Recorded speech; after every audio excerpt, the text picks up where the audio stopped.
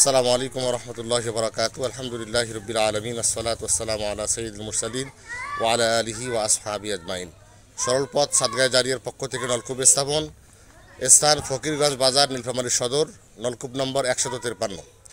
এখানে এই টিউবওয়েলটি স্থাপনের কারণে এই বাজারে যারা দোকানদার আছে এবং পাশে মসজিদ আছে, যারা মুসল্লি আছে তারা এই টিউবওয়েলটি ব্যবহার করবে এবং এখান থেকে পানি নিয়ে তারা বিভিন্ন কাজে তারা ব্যবহার করবে।